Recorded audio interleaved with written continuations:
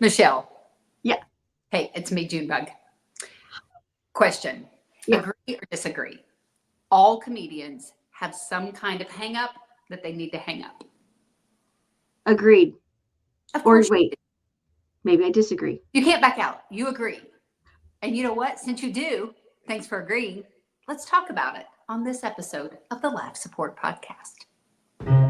Okay, you guys, let's do this. It's going to be so professional. Like, so professional. Here we go. Well, welcome to the Laugh Support Podcast with your hosts, Michele VanDusen and June Colson, a couple of clean comedians who support each other and others through comedy's wacky and winding roads. I hope you're ready. Get set. Let's go. Since podcasts have a catchy tune, we wrote this song for Michele and June. Clean comedians are best friends too. Oh, it's so good. And you never know what they'll say or do. Here we go, sing with me. On Laugh Support. With Michele, who's really short. We'll have a ball. With June, who's really tall. They have fun, interviewing comedians. On Laugh Support. With Michele, who's really short. Now it's time to start Laugh Support. The Laugh Support Podcast is brought to you by the Hot Breath Comedy Network. Wow, give yourself a round of applause. Woo! That was magic.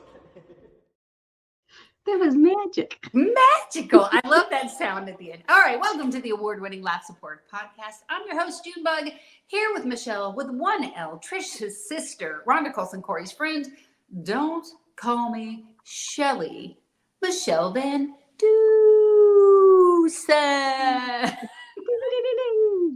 Michele, how you doing? I'm good. Can I take back my agreement? Can we like banter back and forth about what you agree? It's basically like a contract. It's a legal documentation. You've said it out loud, and there is no going back. Also, Fine. Have you gone back to kindergarten, Michele? You're wearing a name tag, like you don't know who you are. Did somebody? I would say, did your mommy check you in? But I know where your mommy is. She's in a cup of joe right now in a little sack of ashes. So that's really dark and creepy that I would even think that. Michele, why do you have a name tag on? Because I just came. I rushed over. I was at a meeting, and not everybody knows who I am, so you got to put the name tag on. And I rushed there, and I mean it's not one of those meetings where you're like, "Hi, I'm Michele," and everybody goes, "Hi, Michele." You just have No. This one was it's a Tulsa Fellowship women, I don't know, whatever. It's a fellowship thingy, and there's a lunch, and it's a wonderful lunch. And the speaker today was a woman that helped create, I don't know whether she was the writer and the director or or the producer, I don't know, the Home Run movie. I don't know if you ever saw Home Run. It's a great movie. You should check it out. Anyway, so she was the speaker, and she was just talking about, the arc of a story kind of a thing where nice. Your life, if you're only looking at just what you're doing and you're in that selfish mode, or you're, let's say your feelings are hurt, where you're just only concentrated on you and you alone, but you're not looking at the overall picture of things, then you can kind of just get hung up. And so then she was just talking about how does someone overcome that? It's when others can come around and overwhelm them with unconditional love, and then they can change from being basically a victim to a victor. And it was just a very interesting, it was a wonderful lunch. Plus they had cheesecake and chocolate cake. But she was an incredible speaker. And so afterwards, I was hanging out in the parking lot for a little bit, chatting with some new people I just met. And I looked at the time and went, oh no, I gotta be in the studio. So I raced over, and you're lucky I'm here. Okay. Yeah. So name tag and all. Did you tell them I'm a very important person with a very important podcast, and I'm going to have to leave you peasants so I can rush with my name tag on That is correct. To get my microphone for the Laugh Support Podcast. Is that what you said? That's right. I was speaking with an author, and she just finished. She has one book already produced, and then there's like 3 or 4 more in the series coming up. And so when I find the information again, I'll tell you all about it, because it was really fun. Anyway. I worked with a teacher who would always say the Arthur of the book. The Arthur of the book was the Arthur. The Arthur. Yeah. Yeah. Well, meanwhile, I'm over here playing my own game of The Floor is Lava is what I'm playing right now. Like, Why? I look like I've been in a tanning bed, and like I don't know if it looks like that to you, like No. on the camera, but looking at myself, I look like I've been in the tanning bed. I may sit here and just march the whole time we're on the podcast. So I just got in 9,369 steps. Thank you very much. And I rewarded myself by going to the candy store and buying some chocolate covered almonds, because why not just reverse all the great things that I just did? So maybe if I just sit here and do this the whole time we do the podcast, I'll get to my 10,000 steps. But okay. So I'm at an Airbnb in Wisconsin. No wonder. That's because I'm like, it looks like you're in an office, like you've just borrowed, you're at the local library and you're in like one of the little cubicles somewhere. Yeah. No, this is a cool little, I don't know. It's kind of a yuppie area. It's beside a fancy hotel that has a fancy restaurant downstairs. It has like a golf simulator in this place, and they have a theater downstairs for the residents. But it's very clean line. It's very kind of industrial, very minimal. There's one picture hanging. It has a Murphy bed, that folds up into the wall. I don't know, it feels like something that would be in like a loft apartment in New York or something. Like it's kind of done that. No, got that you vibe. have too much space for a loft It apartment. is, yeah, no, that's true. But it's got like industrial stairs that go out to a little balcony. Now, the balcony's view is the parking structure next door. I literally can just look in people's cars across the. So, but I went for a walk, and then I got back here and I forgot. So I don't know what's wrong with people in Wisconsin, but the thermostat on this place at 10:30 every morning kicks down to cool, and it cools the apartment to 51 degrees. Like, oh, good Lord. What is it? Yeah, this is my second day here. So it did that right before I left to go for a walk. And it's probably like 47 degrees outside right now. I'm like, yeah, not having it. So I cranked up the heat, because when it kicks to that 50, it starts blowing cold air. And in a matter of minutes, this room, and like, I'm not thinking, I'm typing, I'm, working on videos, whatever. I'm not thinking about it until I'm like, oh my gosh, it's so cold. And then I realize it's changed and it's blowing ice cold air. So I cranked it up to like 78 degrees or something before I left. Now I've walked 10,000 steps. I've eaten chocolate and had, really no sugar in my blood system this morning, and walked into a 78 degree apartment. So I'm sweating. I'm so gross right now. So anyway, but if I keep moving, I'll have that 10,000 steps, and then we can all celebrate together. With more chocolate? Yes. I'll dance. Well, I didn't do my walking this morning, but then where the event was, it was at this it's at a golf course, and the parking, they have complimentary valet parking, but I never do that. I always just park. But the parking from where it is to the door, it's half a mile, must be, but then it's all uphill. And then when you get up the hill to the door, now you got stairs going up into the building, and then another set of stairs to go up into the next level, and then you do the stairs down. So it was like, I thought, I don't need to walk today because I'm going to this event, and I will be walking. Yes. Like intense walking, especially since I was late getting there and I was late coming back. So I've been running around. So I'm sweaty too, is what I'm saying. Well, that's good. I'm glad it's a podcast and they can either watch us or they can hear us, but they can't smell us. This is a good thing. Okay, so we're talking about, hold on, let me look and see. That got me up to, how many steps?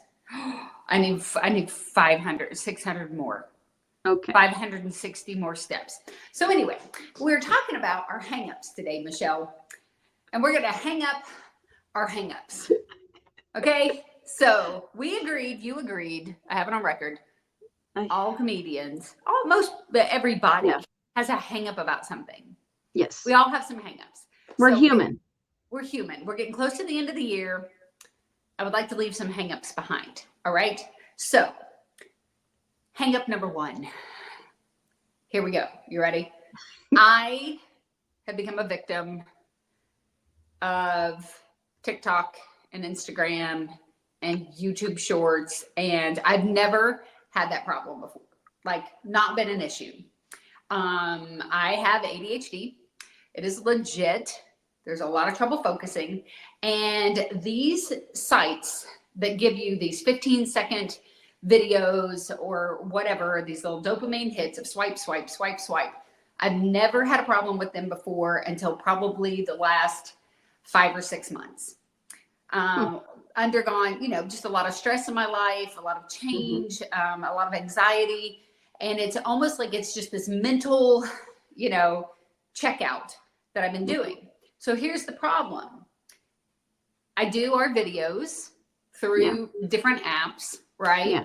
We post all the time because of our jobs, because of comedy.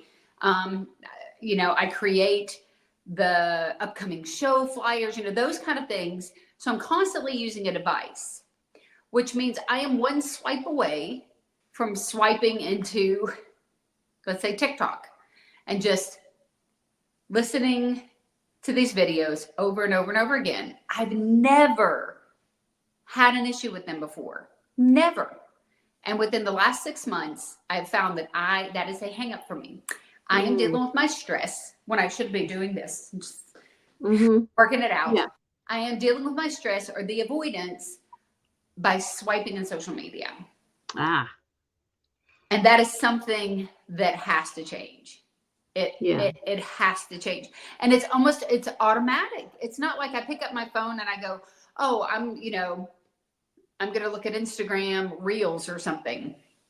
It'll be like, oh, I need to post about, I'm doing warm up for the Huckabee show. So I need to post about that so people can get tickets for the folks because they're limited, right? I need to post about that and let people know who want to come see me, get your tickets. And as soon as I swipe it open, then there's some video of like my friend, let's say Michelle, you posted a funny video, and I'm like, oh my gosh, that's hilarious. And thank you. Yeah, you're so brilliant. And then I swipe, and then I swipe, and then I realize, wait, what? It's almost like walking into a room and going, what was I in here for? Yeah, I'm at that age. Do you have? Well, I know you have the room hang up, but do you have the social media hang up? Well, okay, so yes and no. I've limited myself because I don't want to get on TikTok because I think that would end up, even though so many people are on TikTok and they're doing so well there, I think I know that would catch me off guard because I have that addictive type of personality. I want to I'll go all in, and I don't want to do that. But I have been I've been trying to get my time management better. Yeah. And so, and the problem with Instagram and other things like that, when you go to post, part of why you need to be on there at least 10 minutes prior to your post, commenting and liking and sharing whatever, then it gives more engagement for your personal post that you're doing. So you gotta stay on there, 5 to 10 minutes before and after. So you're already committed to a 20-minute kind of a thing. Yeah. So what I've been trying to do is I've been following the Pomodoro. It's Italian for tomato, that method. So it's because it's a time management thing. So basically it's putting on a timer. Yeah. And then you go with intervals of things. So I'm also trying to do that for my writing, because I also get distracted. I open up my computer. I'm like, okay, I got to do this, that, and then I'm like, oh, I got to pay the bills. Oh, I got to do that. And then I'm off doing other things. I'm like, wait, I still need to edit that video. Like here's one hang up, and this is going to be on the list of things I have to do today that I will finish today. After we're done recording is I have to get our 30-second clip for the awards ceremony. They've requested a 30-second clip from us, and I have to go through the whole video, see which 30 seconds is the best, and submit that because when we win, I'm going to go out there with we're gonna win. I've got to put that in my calendar. Yes, you do. Okay, so that's when we get off of here, you got to tell me what the dates are, and I got to. Listeners, I may have already done that. But you might have. But did you hit save? I don't know. No, that's so cute that you think I put my stuff in an actual, digital whatever device. I have a paper calendar. I have right now for next year. I have one of those pocket calendars that like an elderly lady gave me that have my dates in it right now. It's pitiful. Paper all the way, baby. I have a big calendar, and then I have the individual months, and then but if I'm out and about somewhere, I have to at least put it in my phone. Yeah. I'm like, but I'll check my big calendar when I get home. Yes. Yeah. I'm old school. I don't put anything in my cell phone. It's just more notifications. And then like my husband and mine are connected on the cloud, and then it ends up I'm getting his notifications, he's getting my notifications, which is fine. He wants me to put them in there so that when we schedule our traveling and stuff, or he'll try not to schedule to be gone. If I have a away trip, he'll go with me. But yeah, so I'm not organized.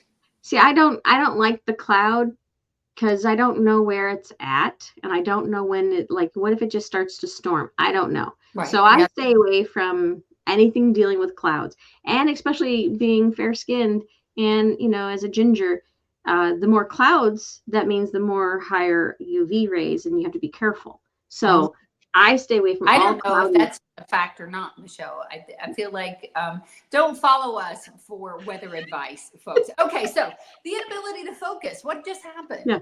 Okay, let me keep walking.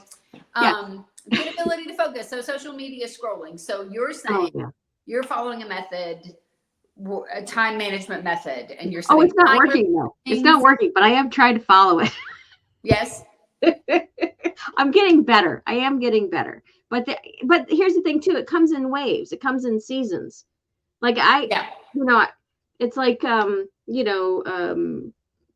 thing, because you said, coming up to the new year, people start those resolutions. And so then they start, so they do really well for a day or maybe a week, or, if you're really good, a whole month, and then you just kind of let it go. I don't see that as failure. I see that as different seasons. So I have a season and a moment of focusing. I get a lot done. And then I have a moment of, okay, chill out and relax and then focus again. So anyway, go ahead. I think one of the good things right now, just sitting down and going, okay, what's my hangups, is identifying, like just being brutally honest about the fact that like, I am definitely wasting time on an app.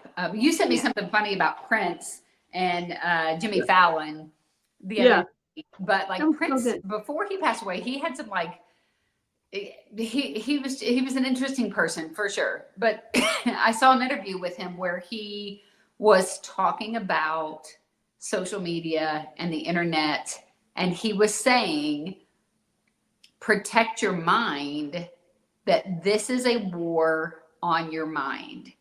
And he said, the World Wide Web, this is when from what I could tell from what I was seeing on this interview, he was just talking to a group of people, and he was just saying the World Wide Web, the apps, the social media stuff, they're all fighting for your mind. Mm-hmm. For your space. Mental space. Yeah. They can make money off of your mind.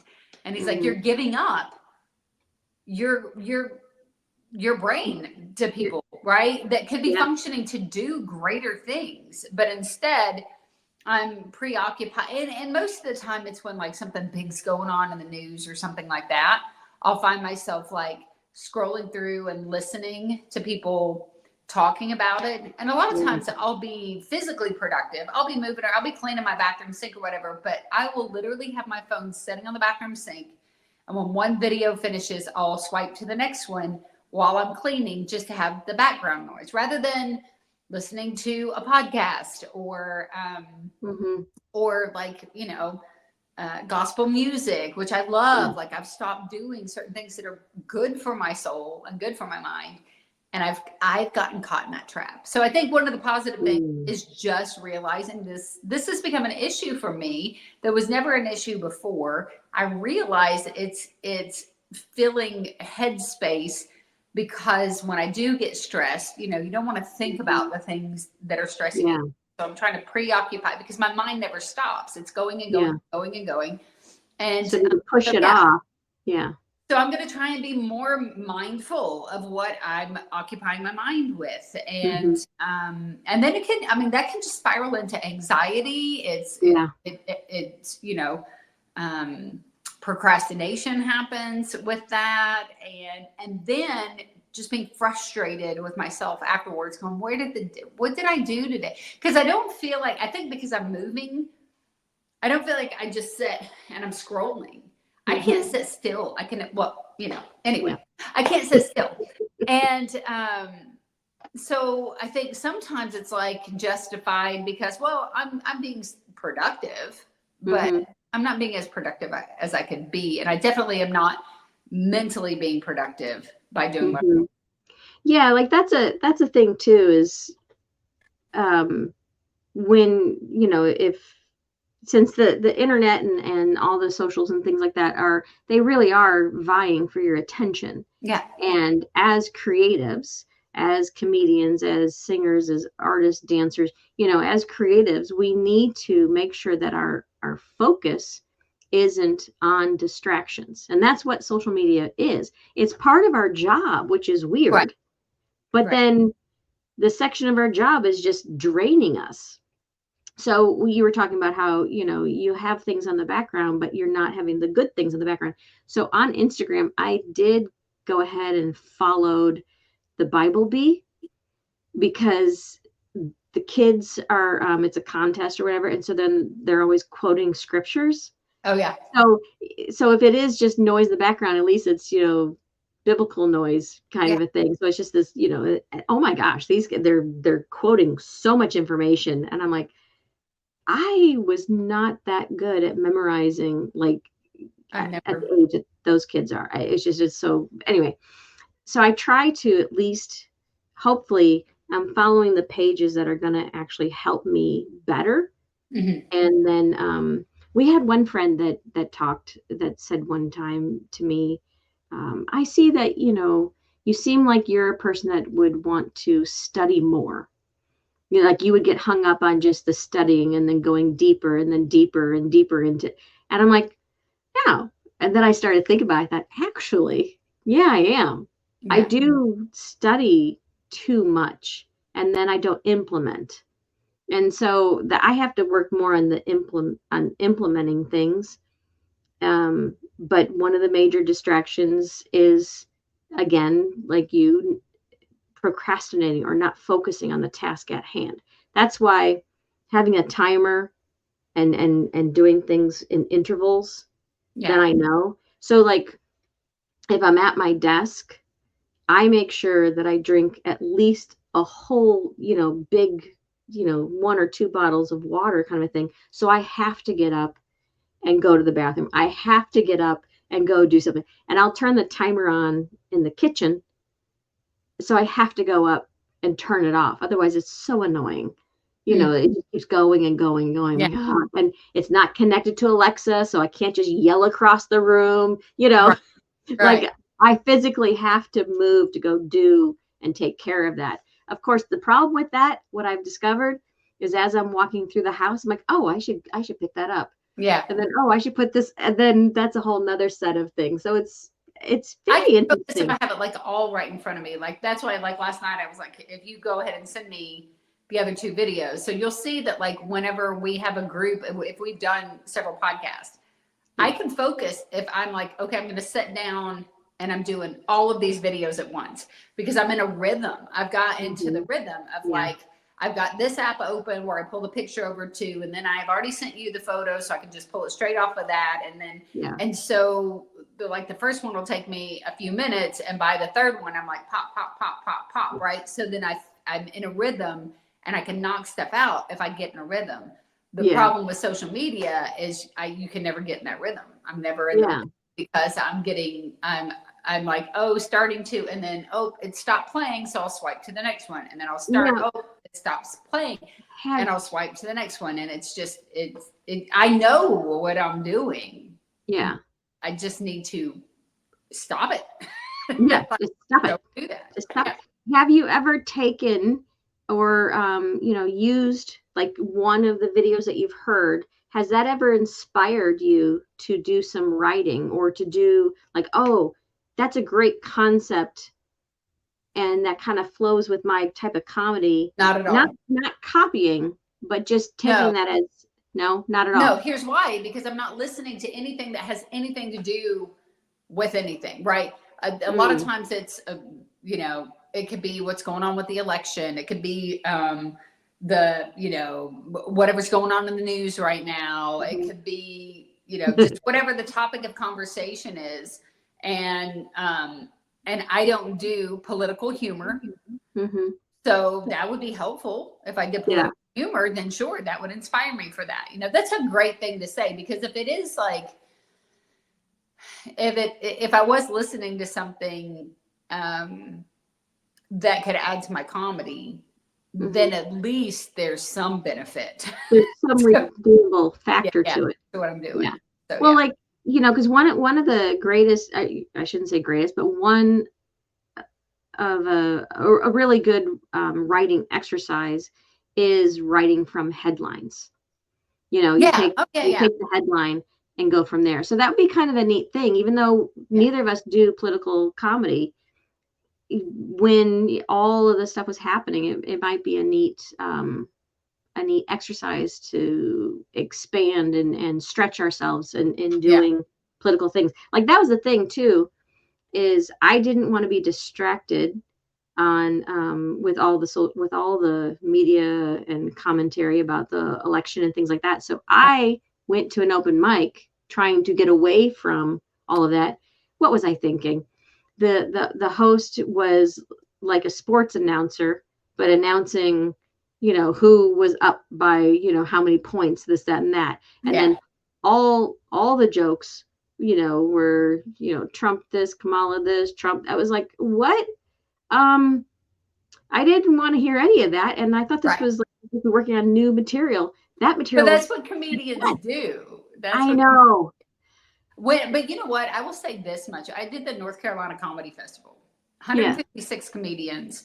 This was 3-4 days after the P. Diddy thing came out. And he was arrested and all of that. And I thought, I'm going to have to listen to 155 comedians talk about P. Diddy, right? Because it's the topic right now. Yeah. 4 or 5 days I was there at that festival. Heard maybe 2 jokes. Nice. Like these people came with their A game. Yeah. These folks came and they weren't doing just, because I really thought this is what and I heard a couple other comics go, how many P. Diddy jokes you think we're going to have to hear this weekend? And they were all just kind of like, we don't want to hit that topic over and over and over again. And really nobody did, which was pretty impressive. Now at open mics, when they were just messing around at open mics, there was a little bit more about that because it was more people talking current stuff. But for the most part, they veered away from it. So, okay. So I just, I've realized this is what I do. I need to be mindful of it. Yeah. And I think for me, it's probably just getting up in the morning and going, I'm not touching any of that. Like I'm not going to go straight into there or look at, anything on social media until I get my day started, until I at least check 2 things off the list, like give myself some boundaries and some discipline of like, you're not, and then maybe even setting a timer of like, when I do look before I get on, I will just have to tell, I don't want to say her name, but the thing on my phone that I go, hey, so-and-so, because I don't. Sarah. Yes. Yeah. Set a timer for her, and then I'll give it an amount of time. And when that goes off, I have to stop and not allow That's nice that you have an assistant. That's really cool. Yes. Yep. Sarah, my assistant. Okay. We've been on this for a long time. Oh, but the other thing that I do, because you talk about how you're not going to look at your phones or things like that. One of the things that I have allowed to be a huge distraction in my life is a game, fishdom. I like, it's the little fish and the goldfish, swimming Yeah. around in the fishbowl. So what I've done is I have now taken my playtime, my time on that app, and I've connected it with my walking on the treadmill. So Ah. I have, because it's I don't know, it's a little Kindle Fire or something, some little thing that my son gave me a couple of years ago. So I put that on the treadmill. And so that makes I'm like, okay, I can't play that unless I'm on the treadmill.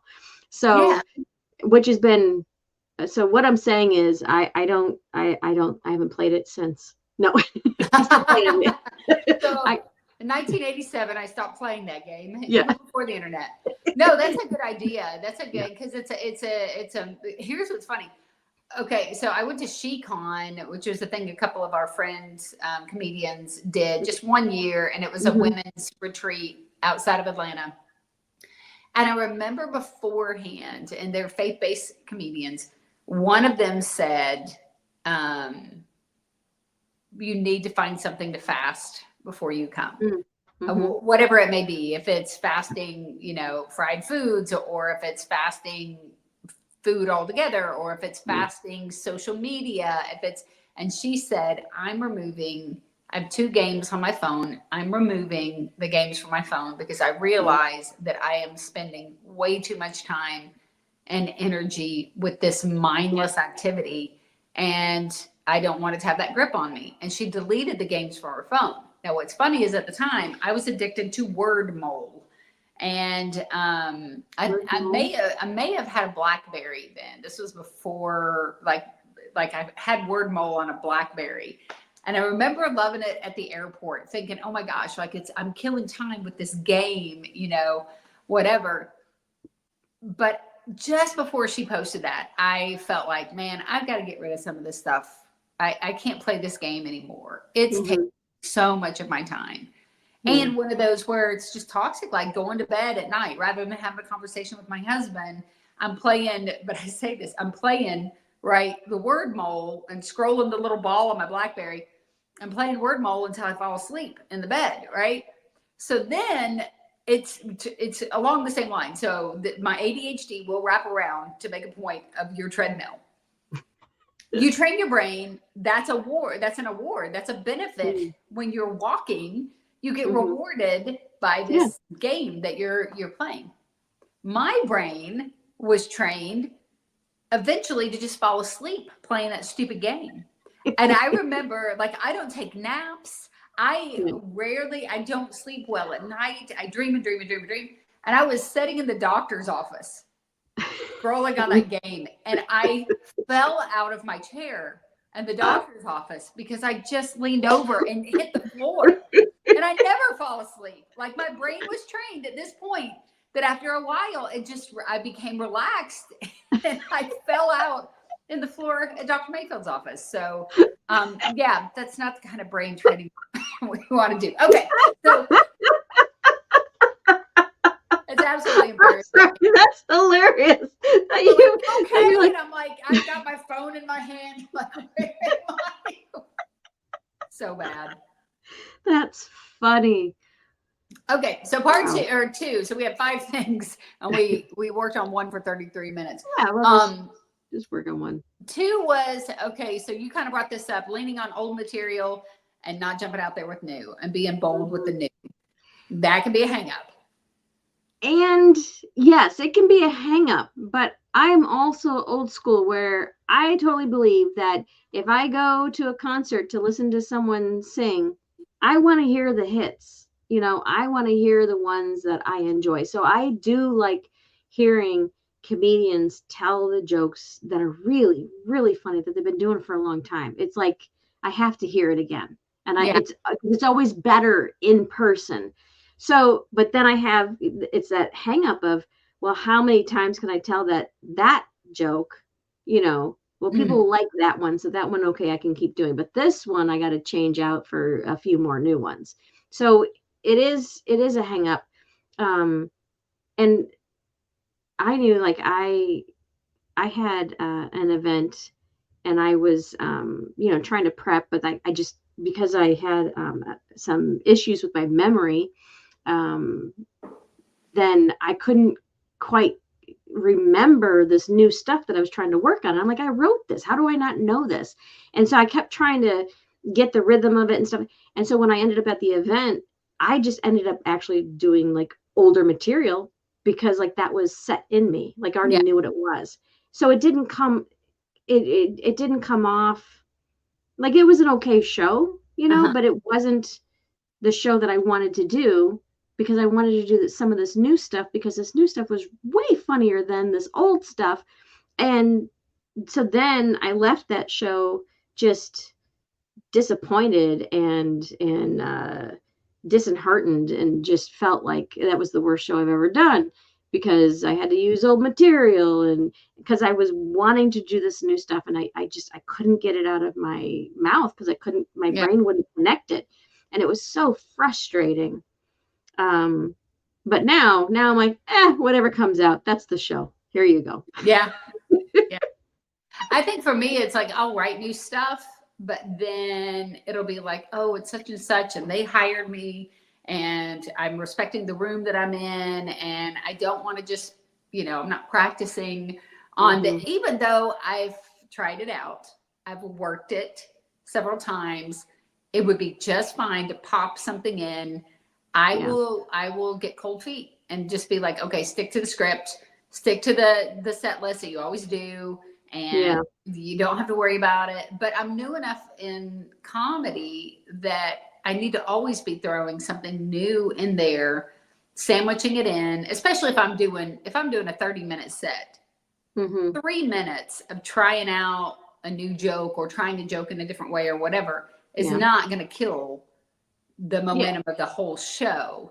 But it is that just getting cold feet and going, and it can be the laziness too, because I'm a set list person. I do transitions. That's what allows me to remember where I'm going, what I'm doing, what's next. It's a whole, for me, it's almost like writing a song, it's this, these lyrics flow in a certain kind of way. And so for me to do something new, I got to change up my set list, which means I have to practice. I have to be like, okay, that goes after this, and this goes into that. And then it's easier for a procrastinator to just go, I'll just do my normal 25 minutes, my normal 30 minutes, whatever, and not change it up. And so, so that's a hang up for me. And I'm going to try and do better. I'm going to try and do better about that, and trust just the new material, continue to work it, and try to be popping something new in all the time. Yeah. I need to pop more things in, but I need to pop things in that are more complete of a joke. Because this is a whole nother fault that I have, is I'll be like, oh, that was funny, and I'll just blurt that out, kind of a thing. But it's not a finished joke. It's a finished concept, but it's not a finished joke. And so it's funny, but it was only a temporary kind of a thing. But then I'll just throw that in for the next time, and that it doesn't get kind of the same play, because it wasn't, so it was like, and so I will throw things in like that when I should have just done polished things. So like, if and when my dry bar taping comes out, and if they don't edit some of these things out, there are new jokes that I should never have done on that stage, because they weren't proven yet. They're okay. They weren't great. They were okay. And like, that's the hardest thing, is like, and then you leave out the stuff that kills, because you're trying this new thing. And I'm like, why did I do that? You just I walked away just like disappointed, but at the same time, hey, I did it. Right. Girl, you blew it. I tell you, I don't like when I'm producing a show And I can tell that a comedian is doing a ton of new stuff that's not been proven, because to me, it tells me they don't respect me and the space that I put them in, that they think that, well, this is just a little show and I can play around if I want to, and it's fine, you know, that they're not doing A material, that they're bringing me, you know, they're throwing a bunch of B and C in there that they're just playing around with, and using the show I put them on as the guinea pig, that my audience is the guinea pig. And if I'm booking the show and I'm bringing people in, it's important to me. It's very important to me. Generally, if I'm booking the show, it's usually a fundraiser for someone or something that's, you know, that's important to my heart, my life, or my community. And so I want people to get the best show they can possibly get, and don't treat it like a guinea pig. Don't give me, you know, material that's, now it's a little bit, it's a little different if you're hosting and you're not doing, you know, if you're doing a little bit of something and you're just kind of warming up the crowd and those kind of things, that's a good spot to throw something new in. But don't stand up there and just be like, I'm winging it. Now, sometimes only the other comics are going to pick up on that. Yeah. And that's okay. Yeah. But when your audience can feel like, well, where was that supposed to go? Like, that stopped short of an actual thought, you know, what just happened? Then it just makes harder, you know, it's just harder for everybody else on the show. So I think for me, it's just I know I don't like that. And so then when I'm given an opportunity and somebody is, you know, trusting me with their audience or their event, and I don't care if they're trusting me with 50 people or if it's 500 or if it's 5,000. I respect the people who bring me in and put that trust in me. And so then that's another reason to go back to your tried and true material. Which is then a whole nother thing, is like, well, then it's that cycle that doesn't end, you know, so you have to go and do the open mics. You have to go do the other things, because where else are you going to work your new material in? So, you know, but that's what I'm saying. I'm not going to do a 30-minute set and do 10 of it as stuff that I'm just playing around with this, or I've tried this a little bit. Let's see what happens. I'm not going to do that. But I don't think if you do 3-4 minutes in the minute of, you know, in the middle of a 30-minute, 45-minute set, that's fine. It may have a little bit of dip, right? If you put it right there in the middle, it may have a little bit of dip. But for me, the hang up is just not being a risk taker. And as comedians, we are risk takers. We take a risk every time we go out there that we're going to be accepted or rejected, you know? So that's another hang up for me that I'm going to try to get past. Okay. For me, ADHD, my brain works in fight or flight. I procrastinate and procrastinate and procrastinate. I think about a show. The minute someone books me, right? I just got booked for a show, I don't know, over a month and a half from now. And I'm already imagining what that stage looks like. I'm already imagining that audience. I'm already kind of imagining, well, what could be a way that I open and stuff. I start thinking about that show the second somebody books me for it. I also start imagining me failing on that stage. Unfortunately, that's where my brain goes. It's like, oh, great. What did I say yes to? Should have I said yes? Am I ready for this? And then I imagine that, oh, they don't like me. And and then I have to talk myself out of that, right? So do you think this is just girls, like we're always doing this? Or do you think male comedians have the same kind of hangups that we're talking about today? I would like to get, I think we should ask a male comedian at some point these same kind of questions. Okay. So I think it's the same way. I don't think it's any different. I think there's going to be, just like women, some of us do this, some of us don't. You know, yesterday we were talking to a group of our female comedian friends, and one's like, I go out there and, you know, like, she's full on confident, tries whatever she wants, does whatever she wants. She's just doing that thing. Others have the hang up that I have, right? I've already failed on a stage before I get there multiple times. That's my personal issue. And that's an issue with me, and some things that obviously I need to work on in my heart, in my life, in my, you know, identifying like what causes me to do that. And realize like it doesn't have to be that way. I don't have to fail on that stage. I remember Joy at that SheCon thing, I think her name is Joy, saying when she was doing her session, she goes, yeah, you know, whenever I go out to an audience, I just imagine like before I even step out there, I'd say to myself, they love me. Mm. These people are going to love me. And she goes out with that attitude. Like all the people there are her friends, where my brain goes to, they're probably not going to like you. Oh, what are you doing in front of this amount of people? You don't know what you're doing. Yeah. Or I'll remind myself of, the last time I failed, or, oh, you've been in an audience like this before and they didn't like you, and I'll convince myself. And it's not okay. Yeah. I am just tripping myself up. So how often do you quit? I quit every day. I don't Every quit. day. I No, really I've quit. I've quit comedy. I'm done. You quit a lot. You quit a lot. You've quit several times since I've known you. I don't quit. I have times where I reassess and say, Yeah. okay, is this still the journey God wants me on? Right? Is he showing me something different I need to do? There are days when I get done with a show and I question my abilities. Am I good at this or whatever? Yeah. But because this isn't something that I just went, oh, hey, I want to try this, and this sounds like fun, or my whole life I've wanted to be a comedian, so I'm going out there and doing this. I mean, my testimony, my story. This was literally a thing that God directed me to do.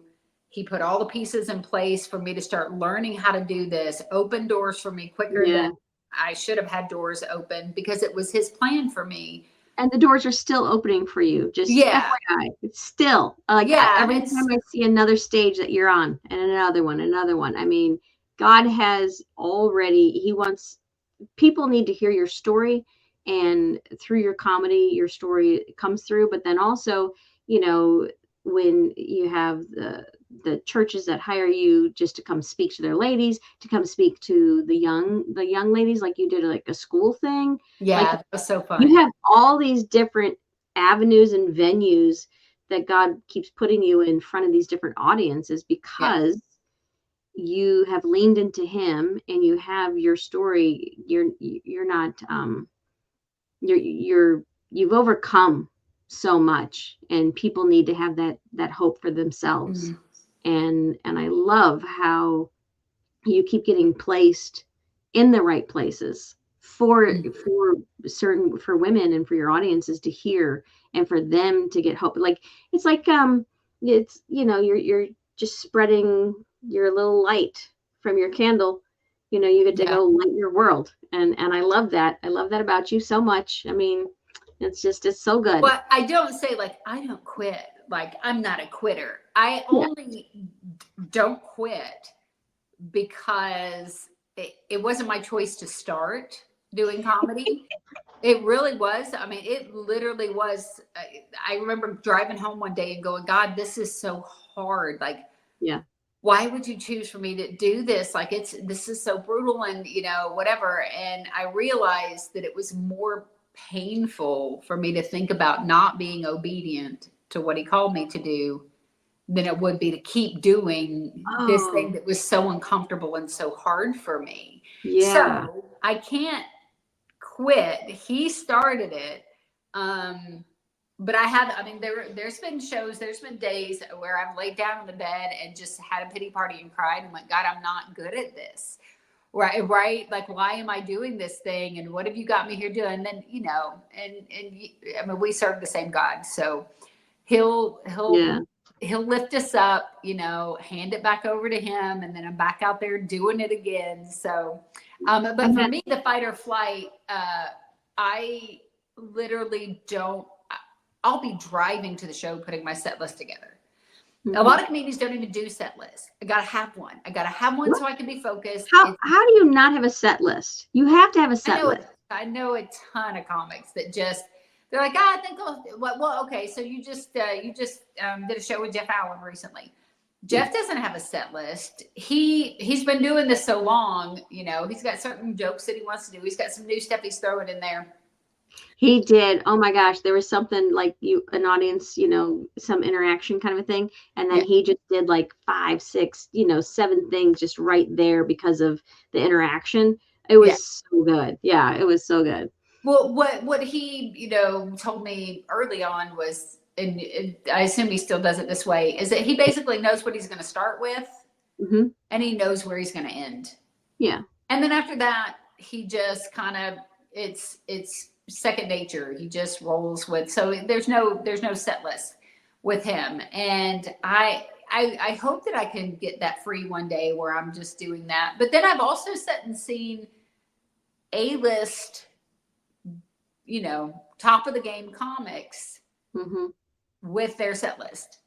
Like that they have to have it too. So I think it just depends on who you are and how your brain works and all that. But because I do have to have it, I should already, if I knew a month from now that I'm doing this show, I've had a month to decide what material I'm going to do at this show. However, my brain will not focus until I get in the car and I am headed down the interstate and I'm an hour away from the place. And I want control. I want to have had the set list 3 days ago. I want to spend the day before just running it so that, I'm ready when I get there and all of that. I don't want to be the comic in the corner, going through the set list, thinking about, as if I've never done comedy before.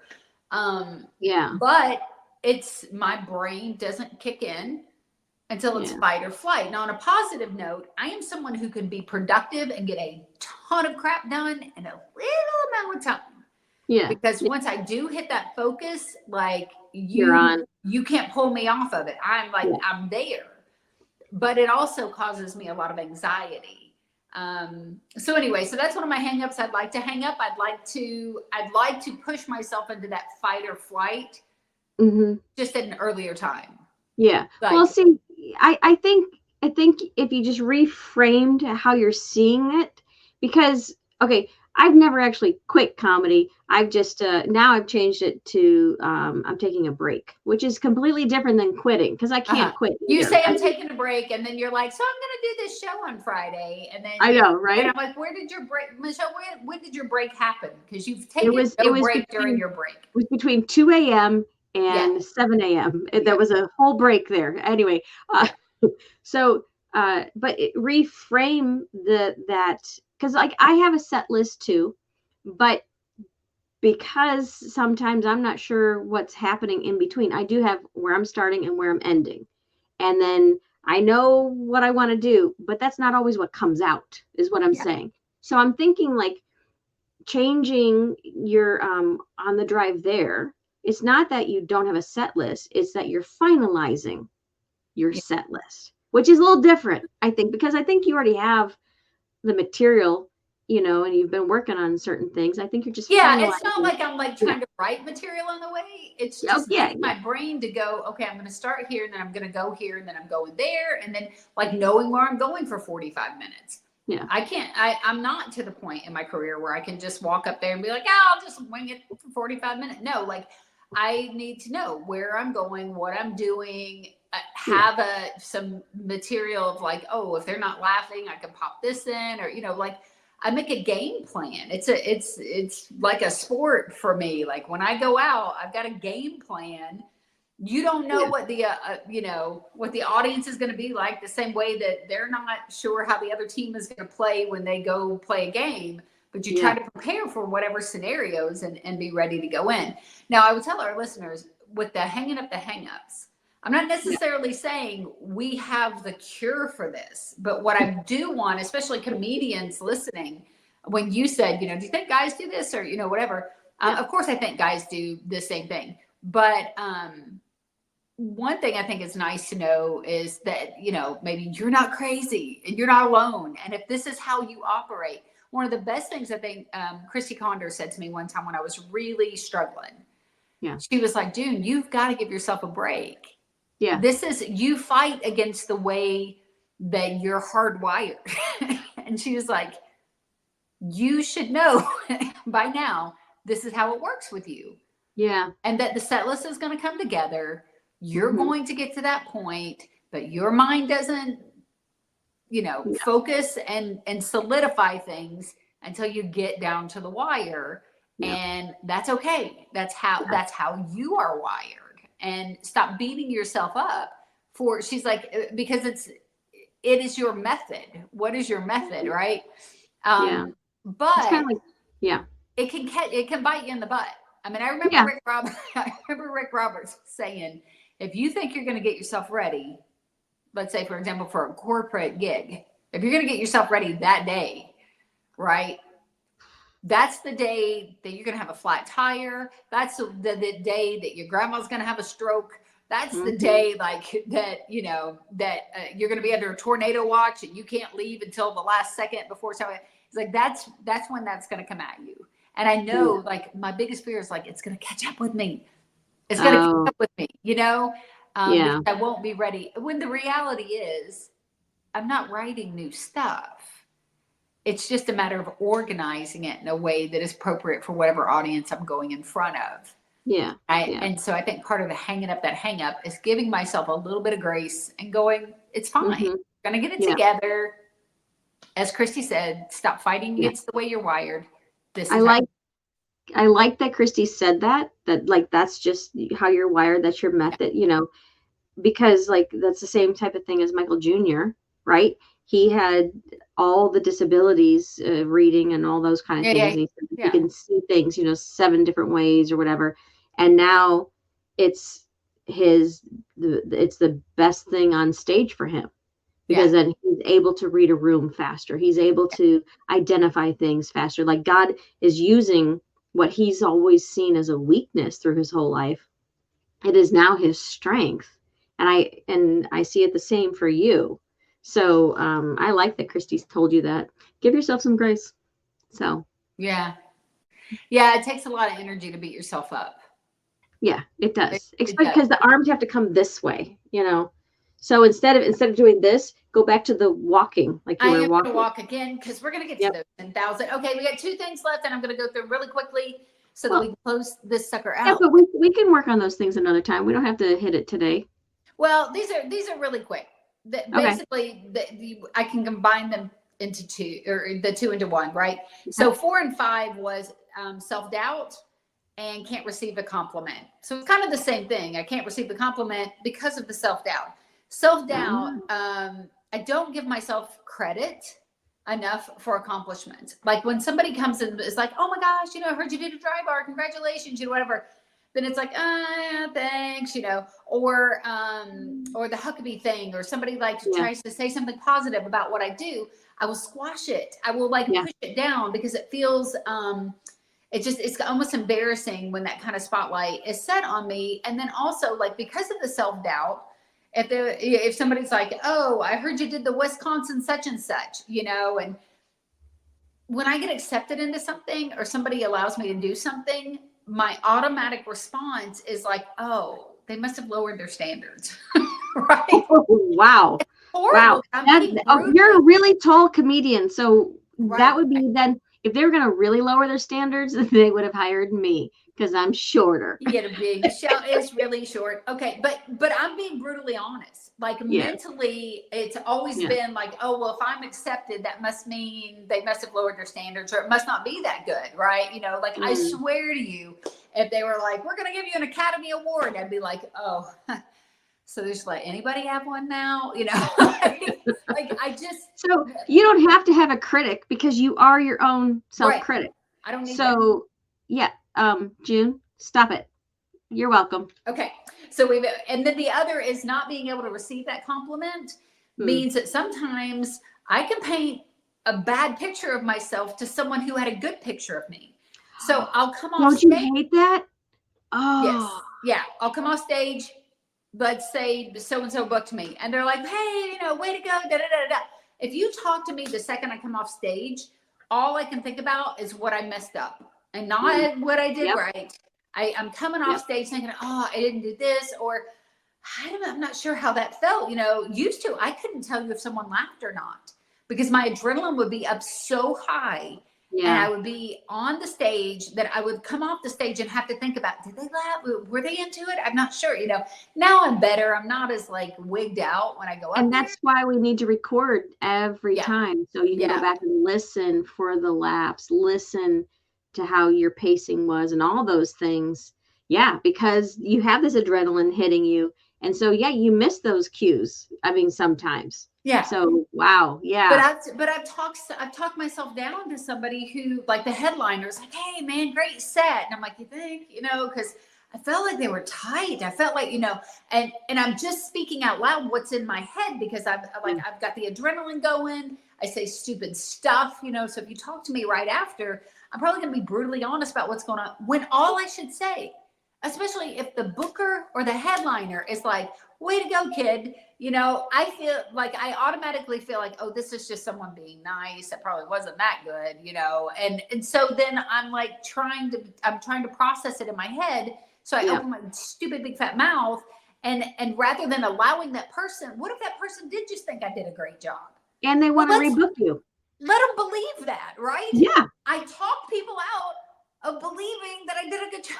I want them to believe we did a good job. I know, but it's that whole being honest at the same time of coming off of the stage and you're like, I didn't do that, that, and that. And until you can go back and listen to your tape and then you could really evaluate it, you are starting to say things that just, naturally come. I have done the same thing, June, and I have lost jobs because of it, and it's like, Michele, yeah, just simply nod and smile and say, thank you. Thank you. Yeah. Thank you so it's much. Not that hard. That is a hang up that I want to hang up. It's not that hard, but literally like while we're on stage and we're doing material and our brain can be thinking about someone just came in the back door. Oh no, I forgot that punchline. I'm backing up. I'm going to it the same way your brain is going to, in all those different directions when that person is talking to me and they're like, good job. And I'm like, do you think so? Blah, blah, blah, blah, blah, blah, blah. The back of my brain is going, shut up, June. Don't say anything else. Shut up. But do I? Nah, it wouldn't be me if I did, I guess. It wouldn't be me if I did. Okay, so that's the hangups that have me hung up. I'm glad to know that you have some of the hangups too. For our listeners, especially comedians, or even people, this might apply in your life and in your job when the performance anxiety that people get whenever they're speaking in front of a group of people that they work with or whatever. Just I don't deserve a raise. I don't deserve a raise because we all have insecurities, right? Yep. We all have these hangups, these places that you look at people and you think, man, they got it together. And the one tip that you said was, identify. That was the first thing, was you have to identify it. What would be the second thing to overcome all of the hangups? Oh, I don't know. That's what we're doing this podcast for. No, identify. I think identify it and make a plan.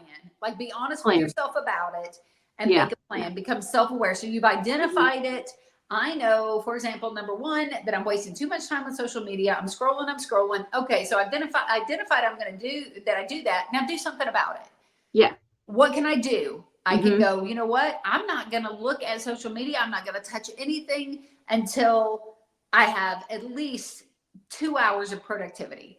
When I get up in the morning, I'm not looking at it when I get up. I am going straight to getting something done. And here's what I think. I think that if you get to the point where it's like you've gone 2 hours, right?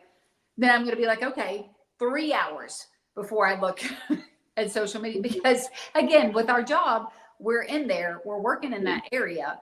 And so it's hard to avoid it altogether, but just being mindful of the negative effect that it has on me and use that tool for something more positive. So part of that, I think, identifying, I think also if you need to write it out, like, because you're talking about having a plan, but you also, part of your identification process is keep tabs. How many hours? I think watches and your phones even tell you how many hours you've been on and just that kind of stuff. And then you can kind of see the pattern of what and how you've been doing it. We did it, Michele. We did it. 10,000 steps. Yay, my first we did. I don't know. We did Good together. job. Look at the happy shoe. I had a happy shoe. Okay. That's a happy shoe. Okay, well, stay out there, keep saving those souls. Oh no, you don't get to do another bad joke today. It's like a happy plate. I have a happy shoe. You know what? This episode will be out like a little bit before Christmas. Yes. And I don't know. Are we going to be taking a Christmas break, or do you think we might do another episode before Christmas? I would love have to do a short Merry Christmas and maybe a Happy New Year, something. Maybe not a full blown episode. So yeah, we'll throw something. I need to see you in a full elf outfit, and we need to say at least Merry Christmas. Oh, I didn't get that part. I know we talked about it a couple weeks ago. I did not get the elf part. So I'm going to need you to write that movie. So that's all I'm going to say about that. So Okay. We'll get it in there. Okay, Michelle, really quick, because of all we've talked about, what was our tip of the day or tip of the week? Whatever. Challenge your thoughts. Challenge your thoughts. Okay, so that just rolls back to all of these things about the insecurities and they must have lowered the standard because they picked me and all of that. It's okay to have these thoughts, but it's not okay to like park your car there, right? You got to drive right through those. You got to challenge that thought. Go, is that true? Is that really true? Right? I haven't accomplished anything. Have you not? Really? Have you not? Let's really think about it, right? So when you have these negative thoughts, challenge those thoughts, test them with the truth, right? And I think that you'll find that you've done more than you thought you could do, and you'll give yourself more grace, and it will give you more energy to keep moving forward and whatever God's plan is. So you can get some more happy feet. And more happy feet. Just keep happy shoes. Just keep walking. Just keep going. All right. So Michelle, go ahead and close this with a ridiculously ridiculous joke. I'm not even fighting it anymore. Go ahead. Well, I was going to ask, do you know what they would call an old snowman? You already did this one. A puddle? Did I? Water? I'm doing it twice. You know why? Because it was old. Water. But here's my real question. You did this one last episode. I know, but here's but you already know the answer. So I was just gonna stay with the old material, because that was part of our, No. Let's overcome old things. No? Okay. No. All right. So all right. Okay. Who hides in a bakery at Christmas time? Who? A mince spy. Da-da! Da-da-da-da-da-da-da. What? Instead of a mince pie, it's a mince spy. Who even talks about mint pie? What's a Okay, mince? Fine. What do snowmen eat for lunch? That was a joke from like the Little House on the Prairie or something. That's the last time anybody ever spoke of a mint pie. What is it? A mince pie? Mint. But I've asked you a different one now. What do snowmen eat for lunch? This better be good. Icebergers. Okay, I like that one. That's pretty good. That's pretty good. Okay, y'all, listen. That's going to be it for this episode of Life Support Podcast. Make sure you follow us on all our social media. Life Support Podcast on Instagram, on YouTube. Make sure you follow Michelle. It's Michelle's Comedy. Michelle with one L. On Instagram and YouTube and all of that. If you listened before, you already know what this is. Junebug on everything. Junebugs Comedy, Junebug.com, Junebug. Okay. So that's going to be it for this episode. As I always say, Jesus and Junebug loves you. Michelle, let's end this one before it's like an hour and 45 minutes long. Tell them goodbye. Okay, goodbye. Sorry, there was no Rhonda Corey moment this time. Bye-bye.